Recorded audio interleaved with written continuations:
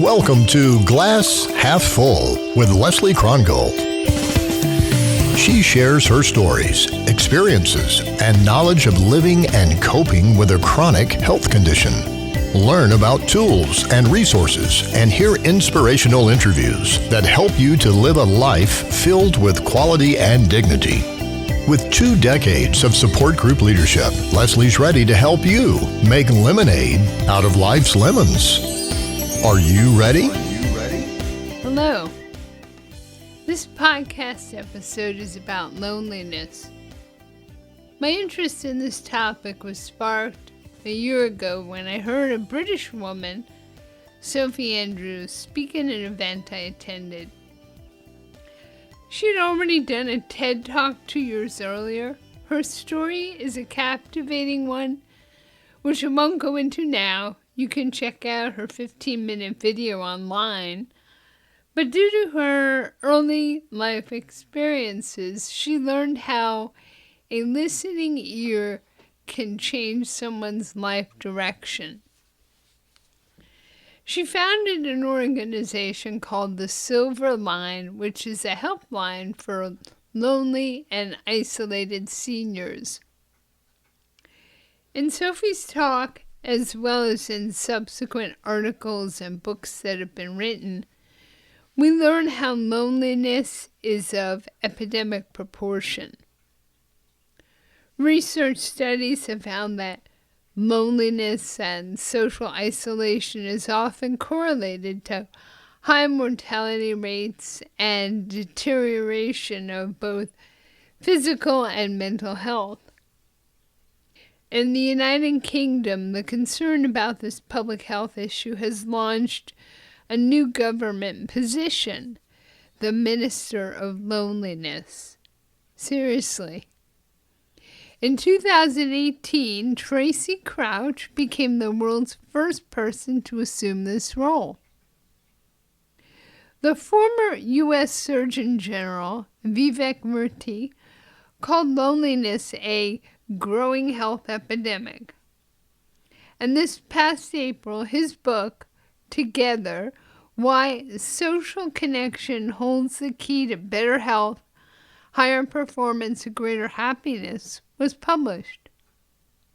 I bought the book. I started reading it, but unfortunately I'm far from finishing it. But earlier this year, I was taking my first ever class in public health at a community college in downtown Berkeley. And I decided that my final project for the class would focus on loneliness in the chronic illness and/or disability community. I was curious to find out if this was similar to what was being found with older people, as well as comparing loneliness, in the general population. Is loneliness more common in our community, regardless of age? On March 1st of this year, I posted a poll in the Glass Half Full Facebook group with 6 possible responses to the question, do you experience a sense of loneliness? It's a small sample, but the response to yes, I often feel lonely, even though I have friends and family, received the most votes, followed by my loneliness is a symptom of being homebound with limited exposure to people outside of my family. Now, this was before the pandemic. Personally, I don't know most of the respondents, though 2 of them I do know, and they're both caregivers, and they're lonely. And just as I was starting my research, I stopped going to the class due to the pandemic. How ironic to be taking a public health class that is preempted by a pandemic that creates an even more powerful experience of loneliness and isolation. I did have time to gather a few academic research articles relevant to the topic, but it is certainly not an exhaustive body of literature. I have no definitive answer to the question, is loneliness greater for those with chronic illness and or disability? I mean, right now, so many of us have dramatically changed our social networks. Hopefully, many of us have found some solace online. The Zoom stock has skyrocketed. I use Zoom almost daily, but I digress. The 5 research articles I found are from different journals: Cognition and Emotion, Caring Sciences, Social Psychiatry, Social Behavior and Personality, and Community and Applied Social Psychology. 3 are European studies: Dutch, Danish, and Norwegian. 1 is Canadian, and 1 is from the United States. Most of these articles referenced Robert Weiss, who in 1973 conceptualized loneliness as perceived social isolation and described it as a gnawing chronic disease without redeeming features. He identified 6 social human needs that, if not satisfactorily met, lead to feelings of loneliness. And those needs are attachment, social integration, nurturance, reassurance of worth, sense of reliable alliance, and guidance in stressful situations. So if you start with Weiss and his theory on loneliness from 1973, you can find 47 years worth of discussion, but I didn't dig deeper, and I assume you won't either. So isn't loneliness normal at different times in our lives? Like, depression is something many of us have experienced from time to time. I've gone through brief periods of depression linked to an unfortunate experience, but I'm not clinically depressed. I've also experienced a sense of loneliness at different times. Although I had many friends throughout grade school, I really didn't feel heard or understood until my first year of college, when I embarked on my first true romantic relationship. That's a powerful feeling, and unfortunately more rare than I'd care to admit. The feeling of being heard and understood. Robert Weiss, in fact, does make a distinction between social loneliness and emotional loneliness. Perhaps right now, during the pandemic, many people feel more of a sense of social isolation, but still maintain a sense of emotional contact through the phone, internet, or at a 6-foot distance. I can remember going to parties, surrounded by friends and acquaintances, and feeling alone, just not in the groove of connecting with others. And I've been in situations where I was surrounded by dogs at someone's home when a party was taking place, and finding solace and connectedness with the dogs rather than the people. Okay, that was a slightly drug-enhanced experience, but the point is, being alone and lonely are not synonymous. And feeling lonely can be temporary, or in some cases, the norm. Let me get back to these articles I read. Only 2 of the 5 were specifically related to people with chronic illness and or disability. In the Danish study, the researchers wanted to find out who were high-risk groups for loneliness.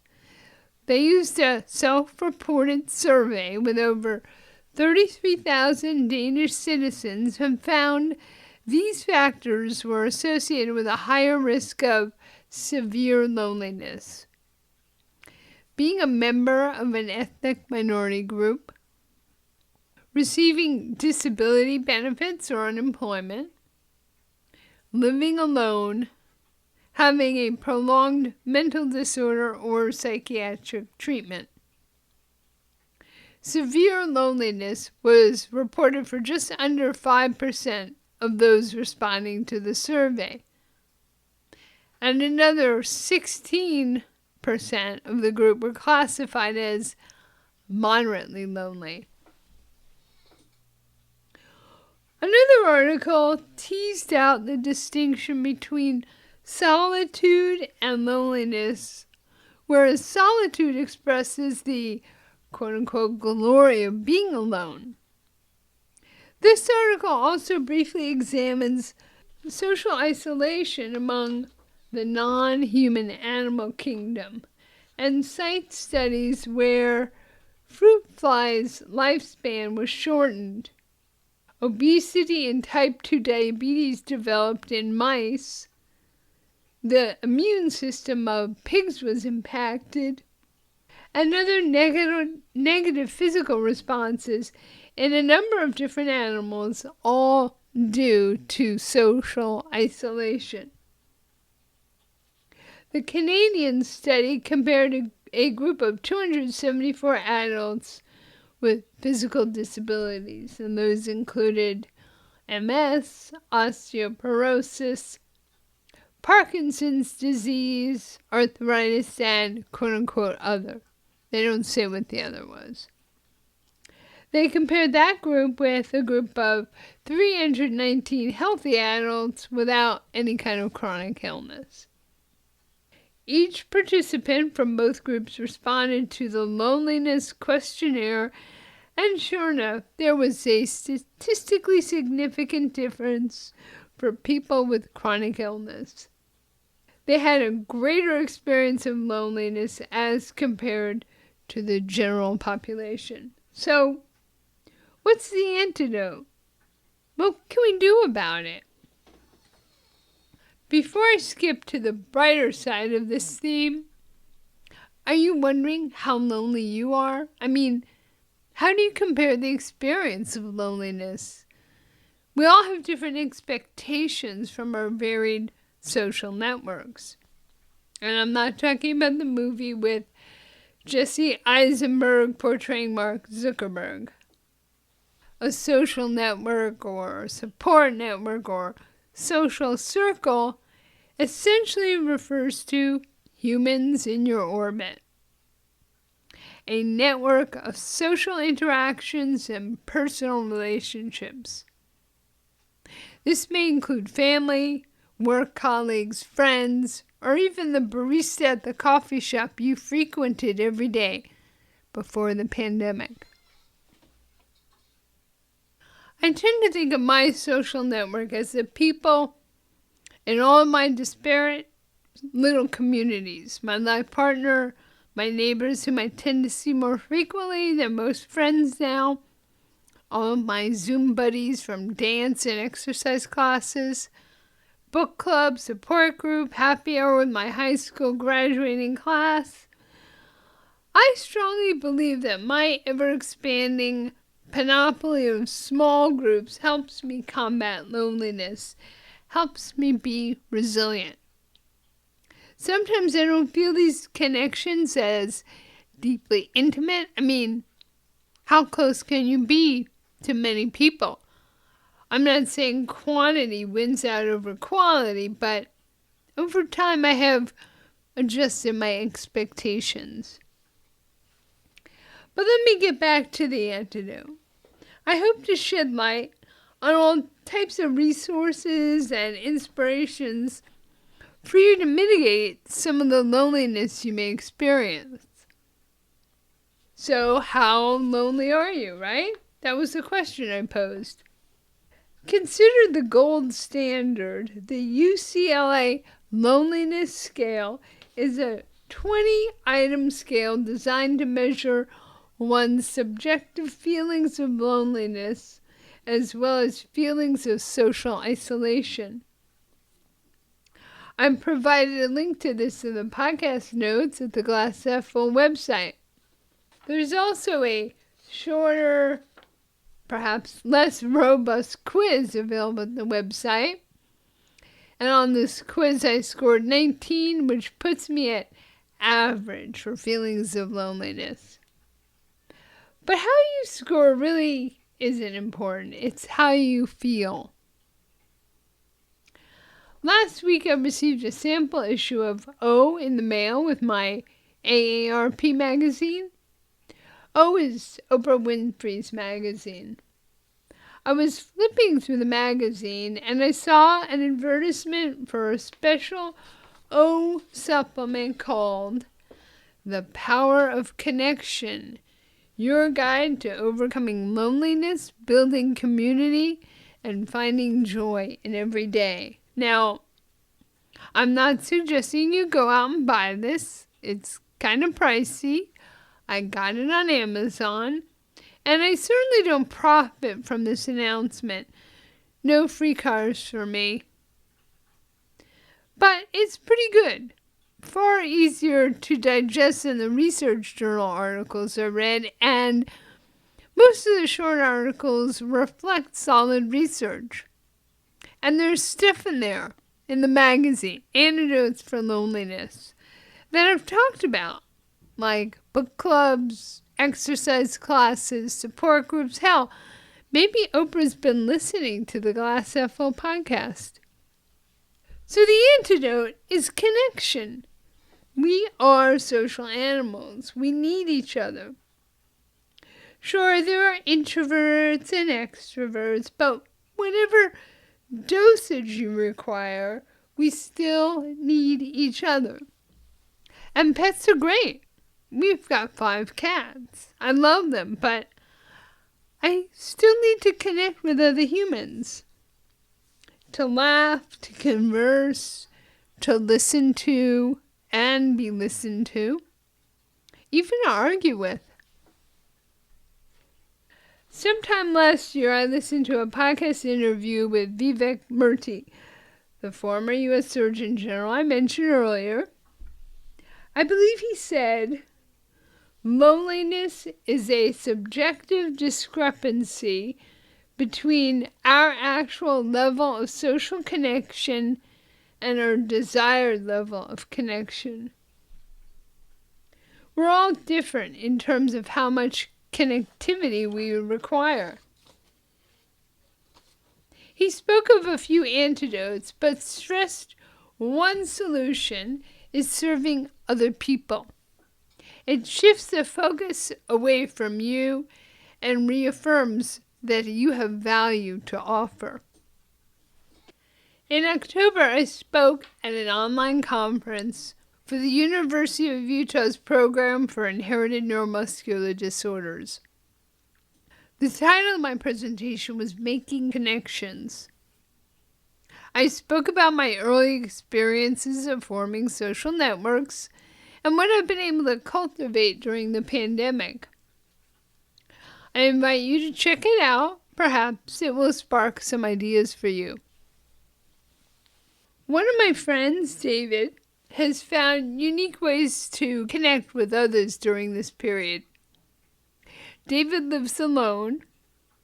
According to the U.S. Census survey in 2018, 28% of households in the United States are occupied by only one person, and this number is increasing. David doesn't have a chronic illness or disability, but as I said, he lives alone and is a young, older person. In one of the research articles I read for this topic, the researchers assigned names for different age groups. Apparently, I'm middle-aged, at least for 2 more years, and David, who is 10 years older than me, is a young, older person. Anyhow, we had a conversation about 2 things he's discovered during the pandemic. Quarantine chat and Big and Mini. How did you find out about it? I think it was on Facebook or possibly Nextdoor. So I don't, it was a while ago, it was in March that I got active with it. But it's basically, you just get an app called Dial Up, and you register with that. And then with the Dial Up app, there's different chats that you can sign up for. The default chat is the daily quarantine chat, which is at a random time. It hasn't been daily. Actually, they skipped 4 or 5 days at one point last week, but it's been mostly daily at a random time. I've had it as early as 8:30 in the morning, as late as 7:30 at night. And your phone rings, and there's a recording saying that that you might not be connected if there's an odd number of calls, and then you tap a button. It's so easy to use, incredibly easy to use, and pretty reliable and good audio. And you tap a button, and then it says, we're connecting you, and there's music, and then the music stops, and that's how you know the connection has been made. And usually I say something, or the other person says something, and then you just talk. I think people are pretty careful about maintaining anonymity. I had one guy who seemed a little sketchy, possibly try to get my contact info, but I said I'd rather not, and he was fine with that. That's the main chat. And then there's an intro chat, which I couldn't tell if there's any difference between that and the regular chat, but that's for people that are just getting started with it. And I did it once. The first chat I had was one of these sort of getting started chats that I had with a young woman in a group home in Brooklyn. So that was nice. It was not particularly, I don't think it's necessary to have, unless you're feeling very hesitant about it, but it's super intuitive how to use it. And then there's other themed chats that always take place. I don't know why they do it this way. I guess it makes sense. So if you like talking about books or about sports or movies or, any particular theme, you can sign up to have a chat at, Thursday at 4 p.m. or whatever. So you have the conversations, and then you just hang up. It's totally unstructured. They give you a suggestion for what to talk about before they connect you, but that is it's totally a suggestion, and nobody ever pays any attention to it. At the end of the conversation, you just tap a button, you hang up. I seem to recall that it's they ask you on a scale of 1 to 4, how likely would you be to want to reconnect with this person you just spoke to. I have to say that most of the conversations that I've had have been pretty nice. On a scale of 1 to 10, I'd say they average around 7 or 8. But I've had a few where the person was just, just no judgment, just not simpatico. And those were kind of dissatisfying. Like the last conversation I had was with a young woman in Rhode Island that was just, really glad to be going out among the crowds of people again. And I didn't say anything at all about that. I said, I didn't say, are you worried? No. Okay, you're happy? Good. So does it vary in terms of gender and age? I would say that I can't give you any kind of statistical analysis. Most of the people that I've talked to have been, well, considerably younger than myself. I would say 20s to 40s, maybe. And there are men and women. Yeah. I have to say, I have, in general, I've talked to some fine fellas, interesting guys, but in general, the better conversations that I've had have been with women. And are they only from the U.S.? No, I've had a couple of conversations with people in Canada, and one conversation with a guy in Abu Dhabi. I don't think anywhere else, but it seems to be global. And is it English only, or, if you're a Spanish speaker, do they have an option for that, or maybe? I don't know. As far as I know, it's English only. It was started by 2 Americans. So and did you have to pay for the app? It's absolutely free. Wow.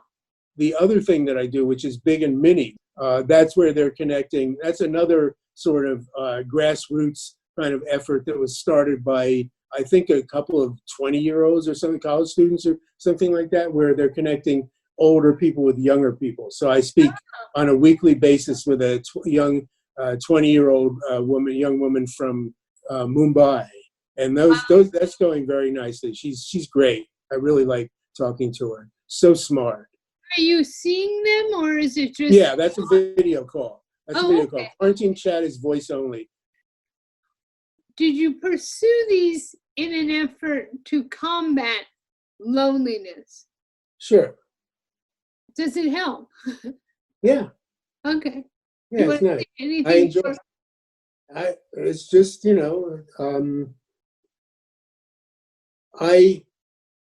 it just helps me to talk, to talk to somebody, for a little while. Yeah. Okay. Quarantine chat is for yourself, but Big and Mini, I think you can at least tell yourself that you're helping a young person. So, you can be a little generous that way. Well, but I mean, you still do the mentoring, the tutoring. I mean, you've been doing that for years, right? The English in Action? Yeah. Yeah, I still do that. I did that this morning. If you check the Glass Heifer website, there's a link to a video about the Big and Mini program featured on the Today Morning Show where David makes a cameo appearance. Another antidote for loneliness that I gleaned from an article in a magazine is to focus on increasing your circle of concerns as opposed to your circle of friends. It helps shift your focus to a collective connectedness where you can feel a part of something bigger than yourself. And on that note, I wish you well.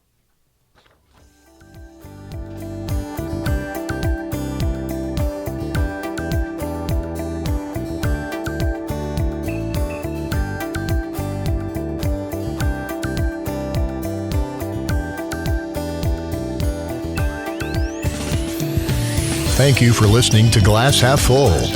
Leslie invites you to leave a rating and review on iTunes. This helps spread the word to others dealing with chronic health issues. For show notes, updates, and more, visit the website glasshalffull.online. Glasshalffull.online.